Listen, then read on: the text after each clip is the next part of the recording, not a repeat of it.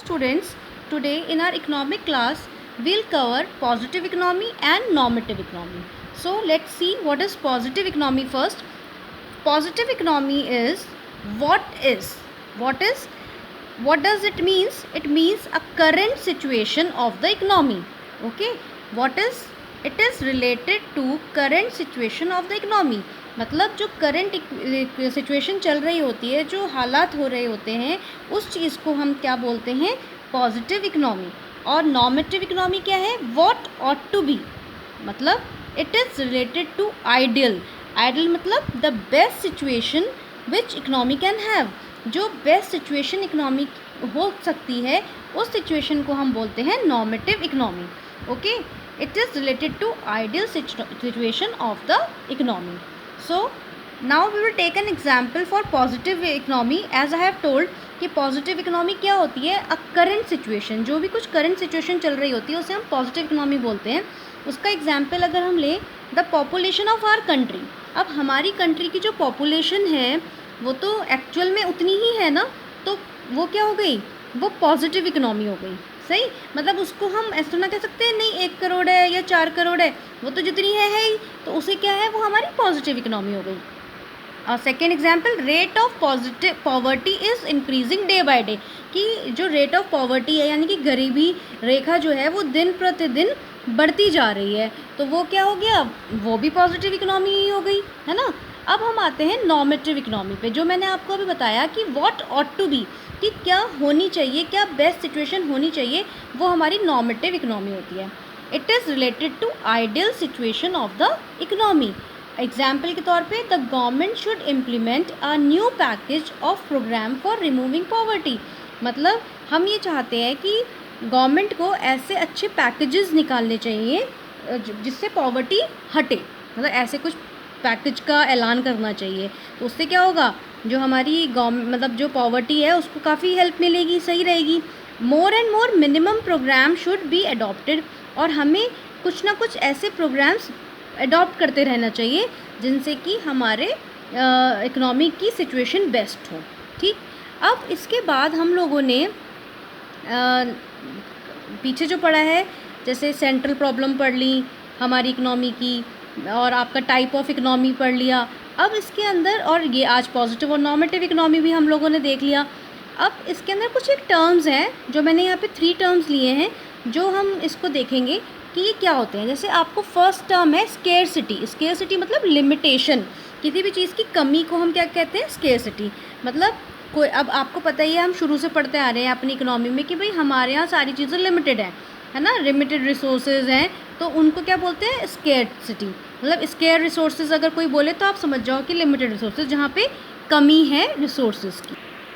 Next है हमारा allocation of resources. Allocation of resources का मतलब है डिस्ट्रीब्यूशन ऑफ रिसोर्सेज. मतलब डिस्ट्रीब्यूट करना, कि जो हमारे पास अवेलेबल रिसोर्स है हम उसको कैसे बांटें, किसको कितनी दें, उसे हम बोलेंगे एलोकेशन ऑफ रिसोर्सेज. मतलब अगर मान लीजिए कोई प्लान गवर्नमेंट ने दिया और अब हम कहते हैं कि भाई उसे एलोकेट करना है हमें, यानी कि कितने रुपए का पैकेज की राहत मिल गई अगर हमारी कंट्री को, तो हम उसे कैसे कैसे डिस्ट्रीब्यूट करेंगे अपनी इकोनॉमी में, उसे बोलेंगे एलोकेशन ऑफ रिसोर्सेज. ठीक, जैसे एक एग्जांपल मैं लूँ, जैसे आजकल की जो सिचुएशन चल रही है, कैसी सिचुएशन है? लॉकडाउन है, सारा कुछ बंद है, कोई अपने काम पर नहीं जा पा रहा है. जाहिर सी बात है पैसों की तो बहुत दिक्कत हो गई. तो कल रात को ही मोदी जी ने क्या करा? एक पैकेज का ऐलान करा, है ना. तो अब उस पैकेज का जो ऐलान करा कि भाई इतने रुपए की सहायता दी जाएगी कंट्री को कि इस मुसीबत के समय में, तो अब और उन्होंने ये बोला कि नेक्स्ट डे जो हमारी वित्त मंत्री हैं वो आएंगी और वो उस चीज़ को बताएंगी कि क्या क्या पैसा कहाँ कहाँ लगेगा. इट मीन्स कि फिनेंस मिनिस्टर जब आएंगी तो वो एलोकेट करेंगी रिसोर्सेज को कि किस चीज़ में कितना पैसा दिया जाए. ठीक, तो उसे ही हम बोलेंगे एलोकेशन ऑफ रिसोर्सेज. अगला है हमारा इकोनॉमाइजिंग ऑफ रिसोर्सेज.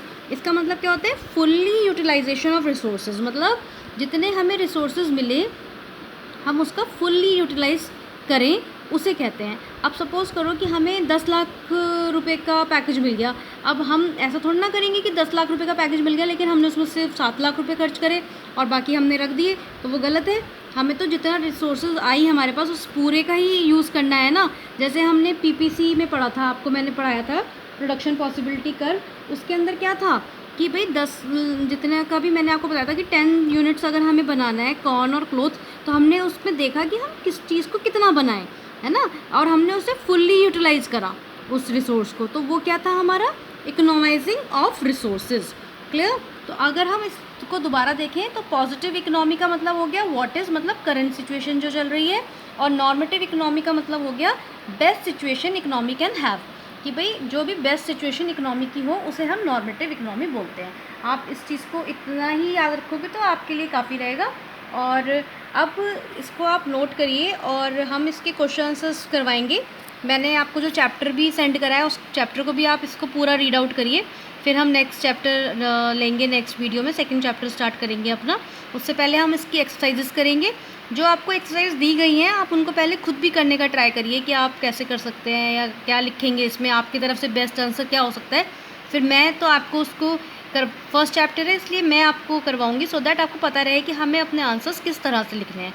और आंसर की प्रेजेंटेशन मैं आपको बताई चुकी हूँ, जो हमने सेंट्रल प्रॉब्लम ऑफ इकोनॉमी देखी थी, हाउ, व्हाट, हाउ और फॉर हुम, आपको याद होगा, उसका मैंने आपको पूरा प्रेजेंटेशन बताया है कि आप उसे कैसे कैसे अपनी कॉपी में नोट करें, क्योंकि आपका जो भी आंसर की प्रेजेंटेशन कैसी ही है उसी पर आपका रिजल्ट डिपेंड करता है कि आप क्या लिख कर आ रहे हैं। अब आप कोई छोटे बच्चे तो रहे नहीं कि आप कोई भी लैंग्वेज कैसी भी यूज़ करेंगे, अब आपकी लैंग्वेज एकदम प्रॉपर और प्रॉम्प्ट होनी चाहिए।